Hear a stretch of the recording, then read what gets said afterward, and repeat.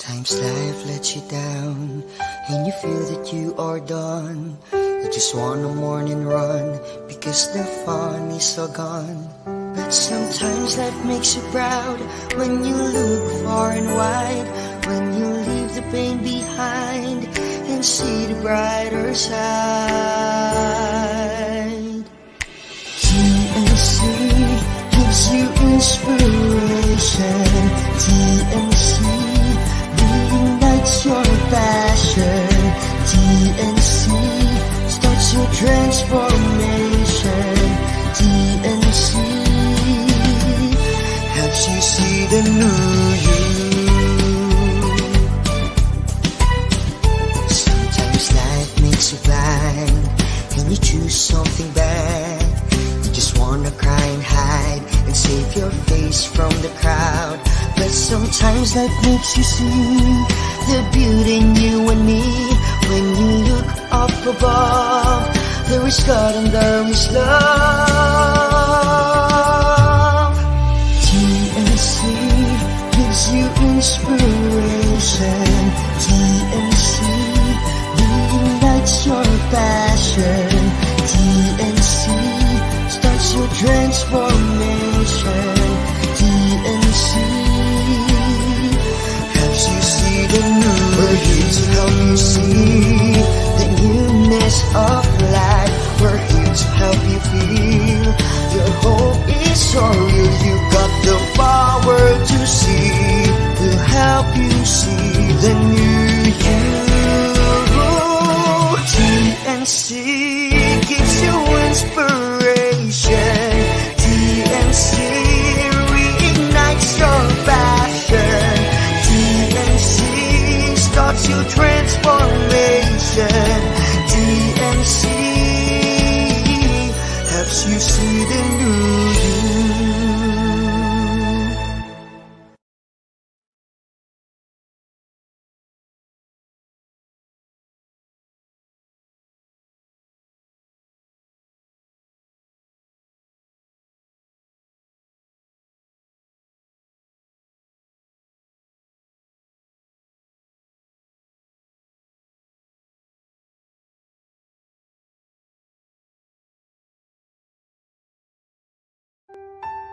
The new channel.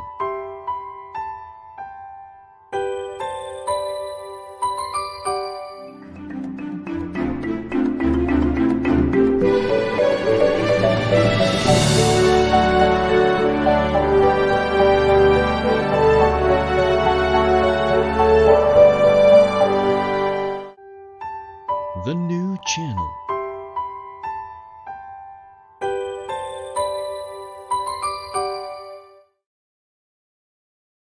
The views, opinions, and insights expressed in the following show are those of the hosts, producers, guests, and viewers. They do not necessarily reflect the position of the channel. Viewer discretion is advised.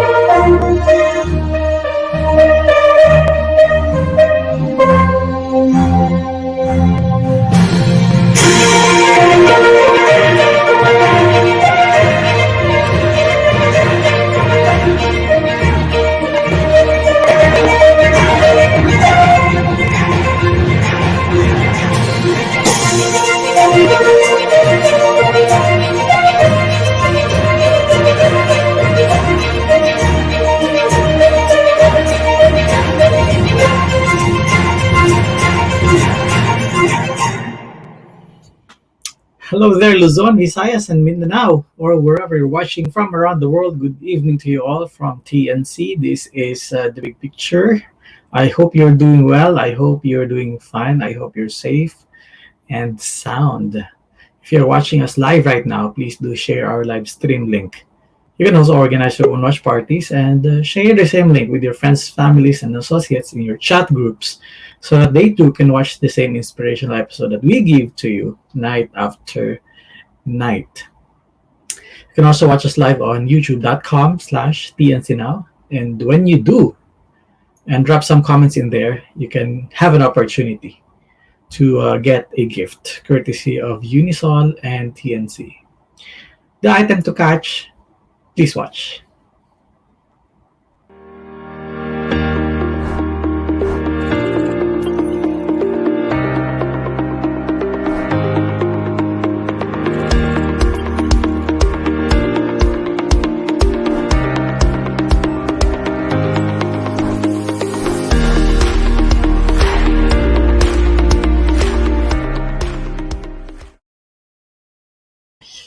A washable face mask worth 800 pesos courtesy of Unisol and TNC. Again, watch us on youtube.com/tncnow.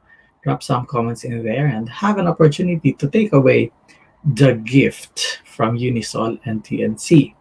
If you are living within Metro Manila, delivery is on us. Now, before I begin with my discussion for tonight, because unfortunately Alex Pedron won't be able to make it tonight, I would like to read some news and headlines from the country's oldest English-running newspaper, the Manila Times.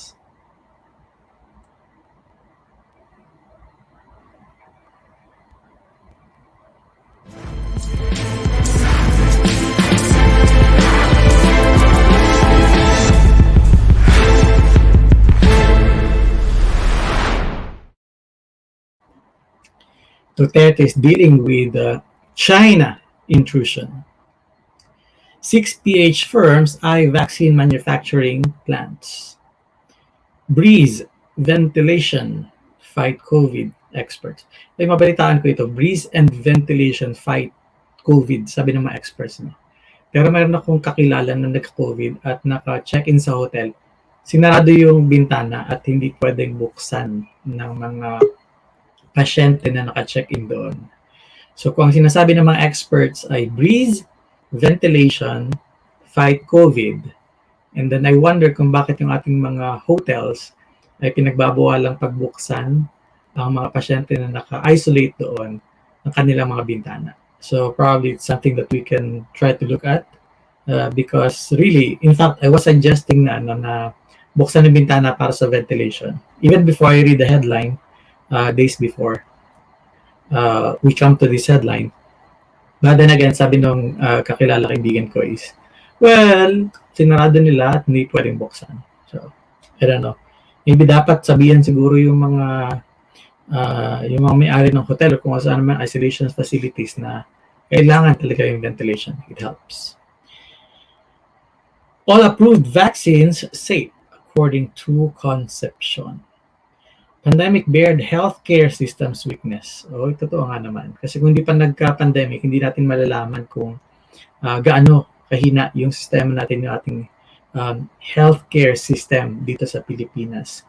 Hindi ko alam pero siguro pinaniniwalaan ng ating mga leaders na mga Pilipino ay immortal. Kaya hindi na masyado inaayos ang ating health system. Ito na nga nagkaroon ng pandemic and then tinest kung gaano kahina ang ating system and napatunayan na medyo mahina nga talaga pag-responde. We are not so prepared. Kaya siguro hanggang ngayon hindi pa rin natin talaga makontrol yung ating cases despite the fact na halos ginawa natin lahat ng lockdown na pwede natin gawin. This is pretty much unlike in other countries na na-control na nila. Singapore is one. Syempre yung New Zealand nagawa na rin. Iba't ibang parts ng mundo na somehow na control nila within their jurisdiction area nila. But in the Philippines, unfortunately, up to until now, nowhere inside pa kung paano ito matitigil, kung paano siya makokontrol. So, anyway, tingnan natin. And so hopefully, as we are going through this crisis, hopefully, um, yung mga mambabatas natin, including yung mga tao natin sa executive, parang this should be a clear lesson for them. And because this is not the first and last time that we are going to have this pandemic of this magnitude. So, hindi natin malalaman. So, hopefully, patatagin nila yung ating healthcare system. Andito because they are saying na, oh, we have to save the economy and therefore we have to open the economy. But then again, paano yung healthcare system mo kung hindi siya makakasabay? So, yung parallel nun, yung pagkakasabay ng healthcare system at saka nung pagbukas ng pag-save ng ating economy, I think it should go parallel. Dapat maganda yung balance nun. And it's difficult to balance kasi kung bawal kang lumabas, how do you make the economy keep moving forward kung bawal lumabas? So, then again, kung lalabas sila, it's possible naman na ma-infect sila, magkaroon sila ng COVID-19 disease, so hindi sila lalabas. So, it's really a delicate balance to strike. So, hopefully, our government is going to address this. Hindi lang yung solution ngayon, kundi yung solution sa mga susunod na panahon. Oh, I think mayroon ng isang bill na na-file. I'm not sure kung sa Senate or sa House of Representatives na parang nursing corps, no? Para siyang reservist na mga sundalo. So ito yung mga healthcare professionals na itatap kapag nagkaroon ng aberya dito sa ating public health na tinatawag. So, hopefully, mga ganong klase ng bills yung talagang pinag-uusapan natin ngayon. And also, yung mga ganyan, yung sistema kung paano gagawin sistema ng pagbibigay ng ayuda sa ating mga kababayan. Kasi, first time natin ginawa ng mamigay, kung saan na tayo kumuha ng budget para maipamigay. But then again, walang standard ng way kung paano ibibigay yung resources sa mga tao. Because hindi siya part ng sistema natin. So, I guess, as a government, it's but proper to have a system in place. So, makakatulong yan. At saka, come to think about it, majority ng mga nabigyan ng mga ayuda, yung mga hindi naman talaga totally nagbabayad ng tax. No? And speaking of tax, April 15 yesterday was the deadline.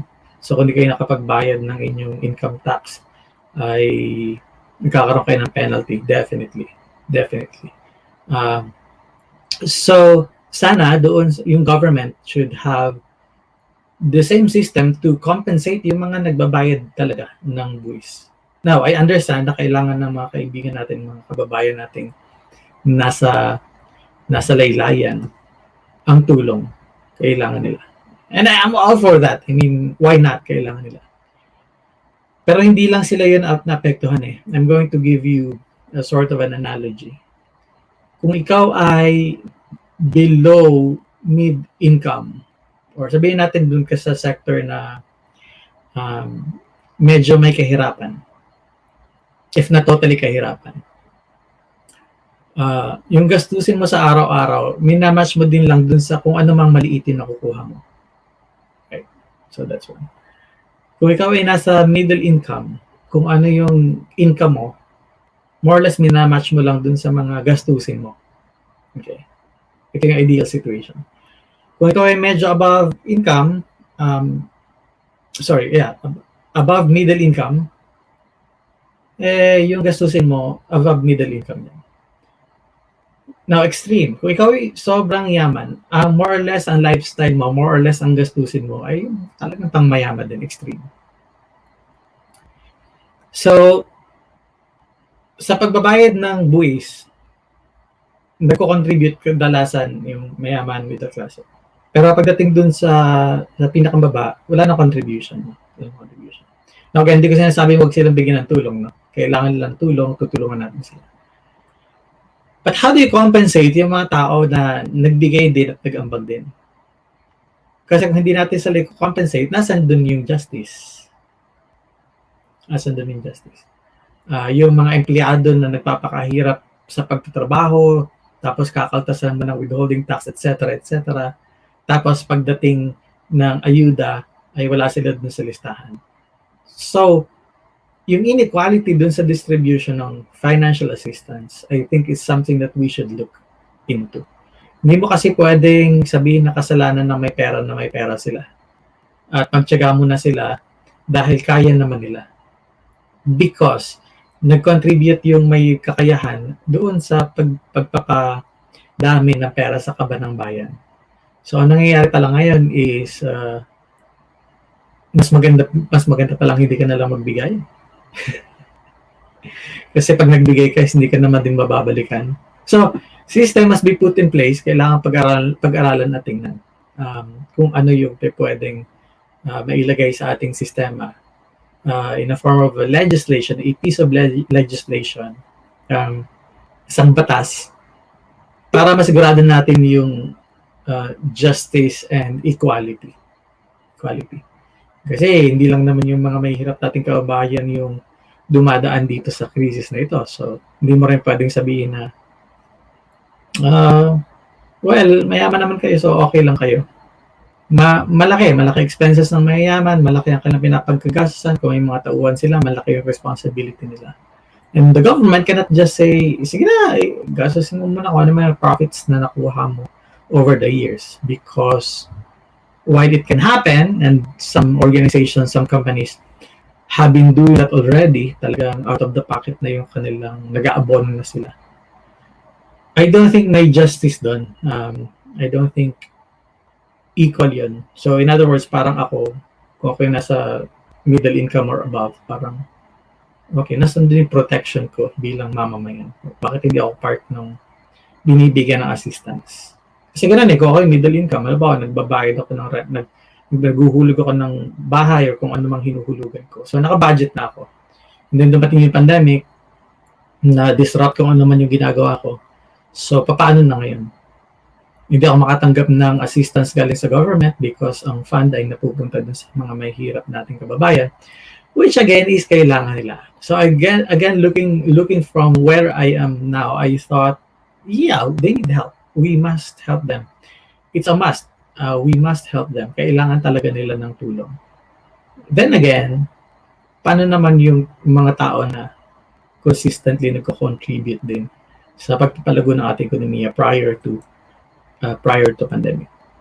For example, isa pa, kung ikaw ay family ng isang overseas Filipino workers or night worker, so ano ang entitled ka ba? Kasi meron din ako kakilala na hindi na walang trabaho, may family, walang trabaho, yung mag-asawa, tapos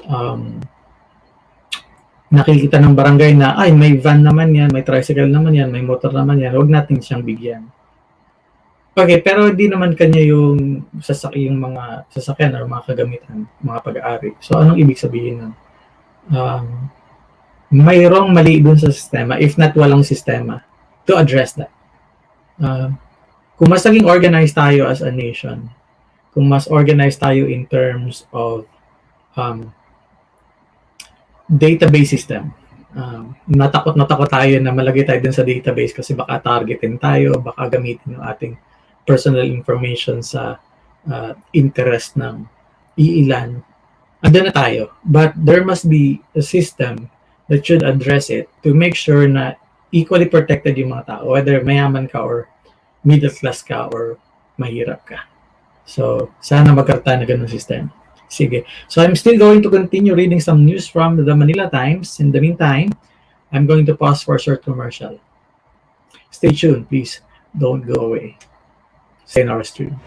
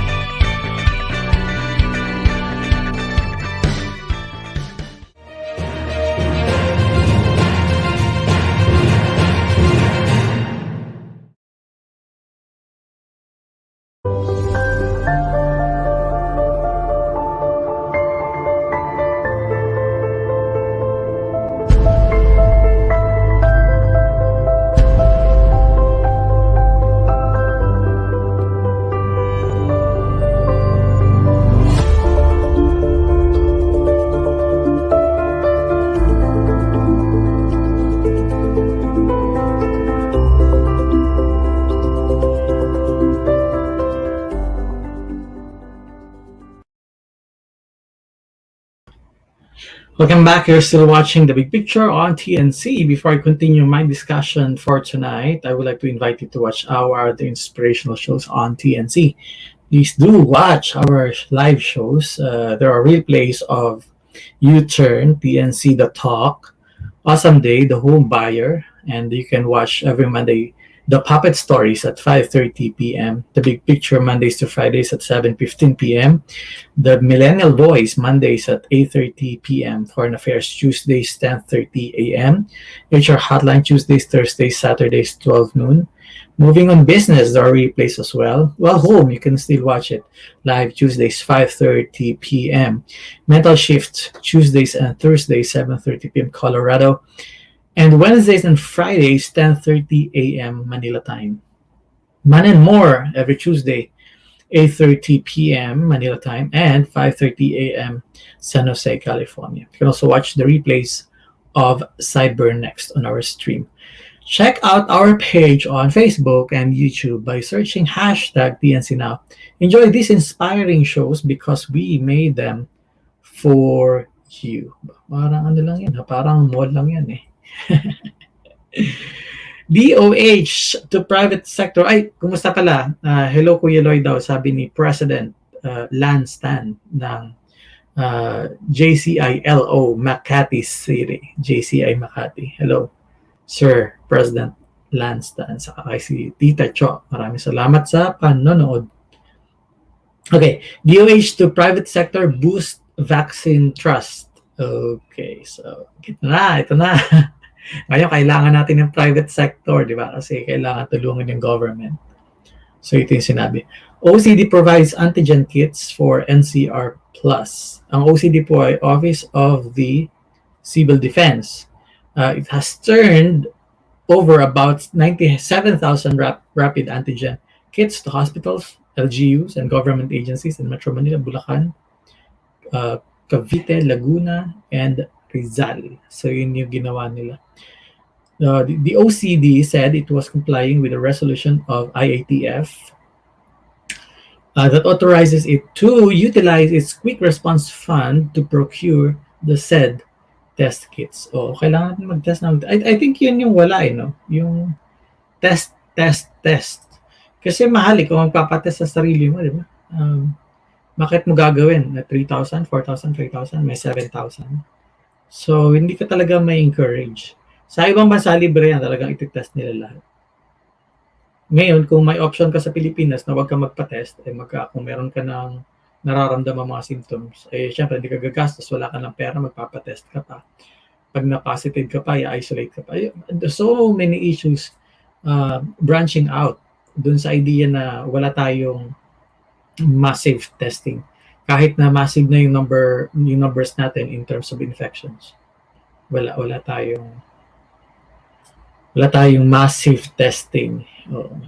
Kahit kung saan lang nag-spike, di ba? Kung saan yung may pinakamataas, lagyan doon ng mass testing. I think it will help. Pero hindi ko alam kung bakit. So maybe the government should consider that option as well. Screening a must before COVID jab. Screening. Ano yung pinapa-screen nila? Tingnan natin. Filipinos who want to be vaccinated against COVID-19 should undergo counseling and screening. Yun, sabi ng taga-DOH. Kailangan. Medyo magpapatagal lang to sa pila, pero kailangan. Kasi syempre, bagong-bago yung vaccine na ituturok sa atin. So, importante na screen. Natatanong ano yung mga pre-existing condition before ka turukan ng vaccine. Fish depletion feared in West Philippine Sea. Bakit kaya? The country faces possible fish shortage as some 240,000 kilos of fish are illegally taken from Philippine waters every single day. Ooh. Chinese fishing vessels masked at the West Philippine Sea. Wow, yung nawawala sa ating kilo ng isda dahil sa mga Chinese fishing vessels sa 240,000 kilos. So, magkakaroon ng rise ng fish shortage dahil dito sa nawawalang ito. Wow, every single day, araw-araw. Banana growers group seeks lower government fees.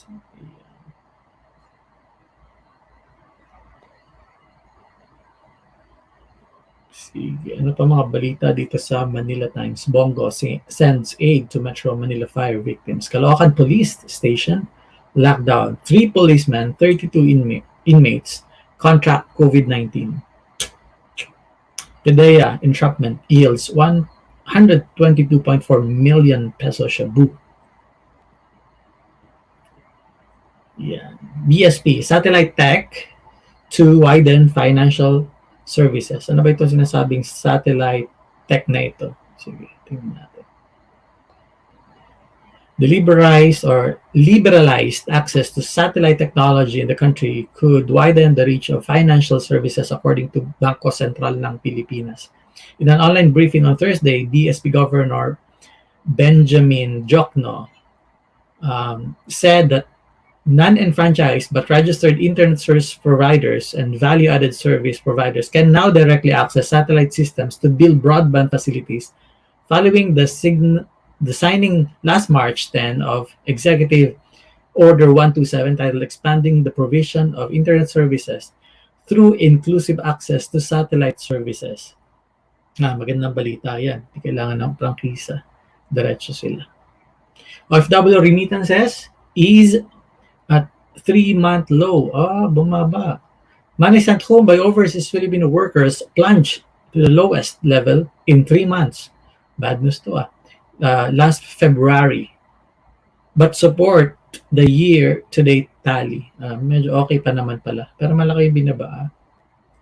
Malaki. Bangko Sentral ng Pilipinas data released on Thursday showed that personal remittances, personal transfers in cash or kind, and capital transfers between households amounted to $2.76 billion in the second month of 2021, a 4.62% decline from 2.89 billion in January, but a 5.3% expansion from 2.62 billion a year last year, or billion a year earlier, or so last year yun. Laban bawiin.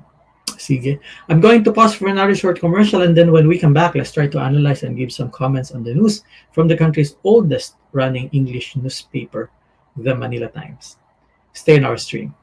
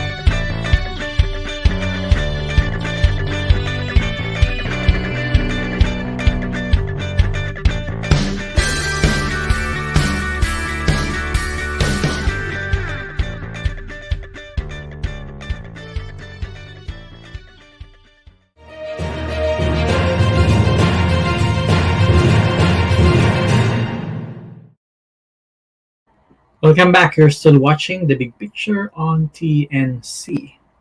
Before I continue discussing the headlines from the country's oldest running English newspaper, the Manila Times, please do watch our other inspirational shows on TNC.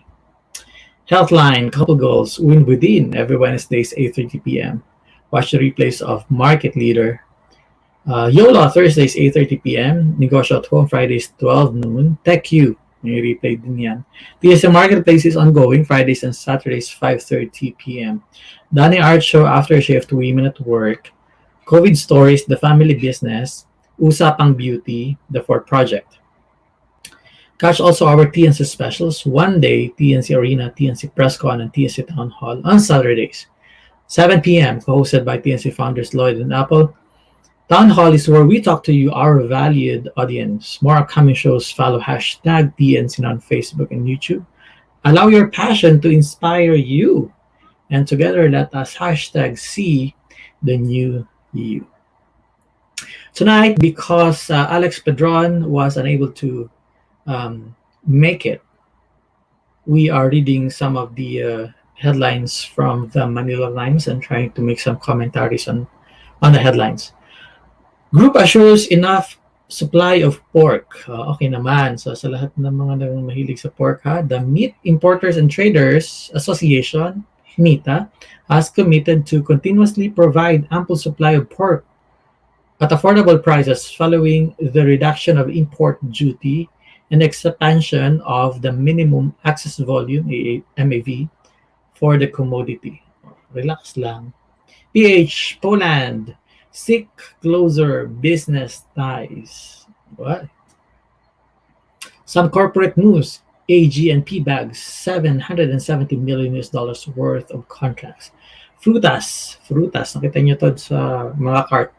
Frutas rebounds in Q4 posts loss in 2020. Okay. So, listed food and beverage kiosk operator Frutas Holdings Incorporated incurred a 48 million peso loss last year, but still saw continued recovery in the fourth quarter. The company's full year revenues also reflected the challenges of last year as it dropped 54% year on year to 892 million and 1.95 billion pesos in 2019.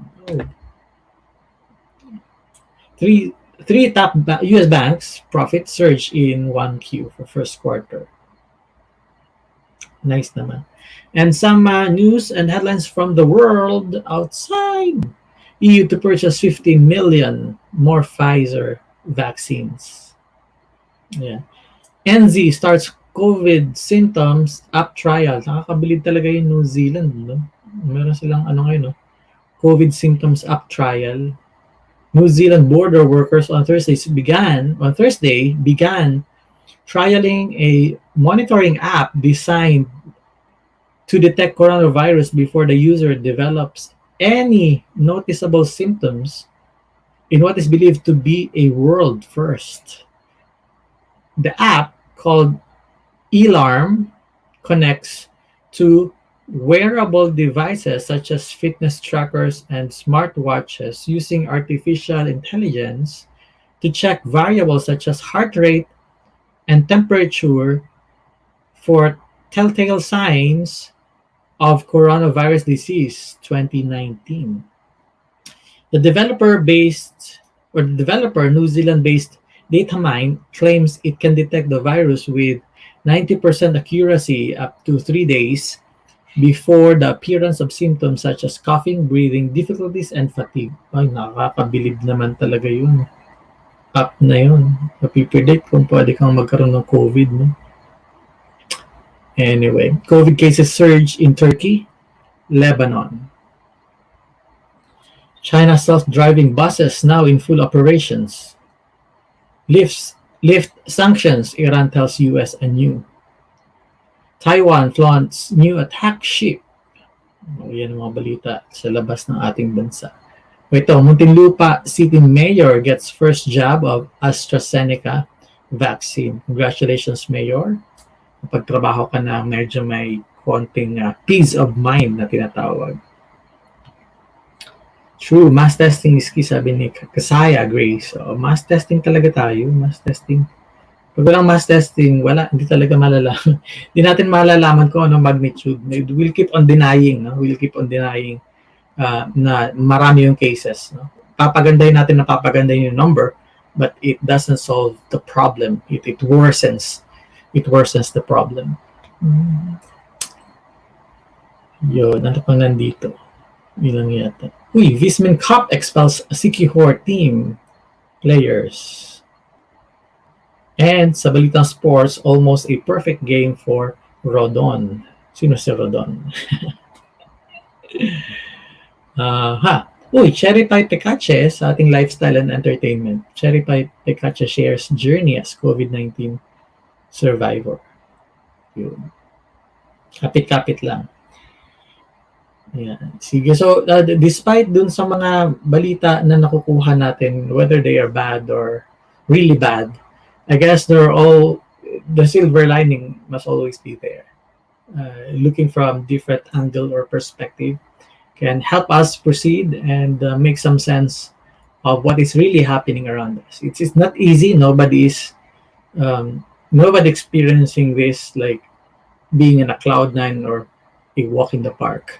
But whatever it is that we have right now, it's something that we should get through by probably looking at the other angles and having fresh perspective on what this is about.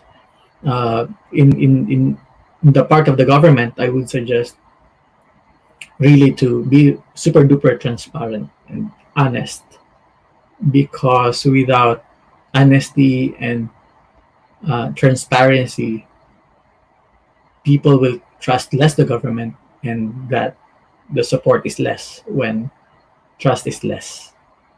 So let's make sure that we get the right numbers, but we cannot if we don't do mass testing. Definitely hindi natin malalaman kung saan may mga cases. Malalaman na natin siguro 3-5 days, 7 days biglang nag-spike sa ganitong lugar. Kasi wala hindi natin talaga kinokontrol. We are not proactive on this. We are reactive, and it's sad.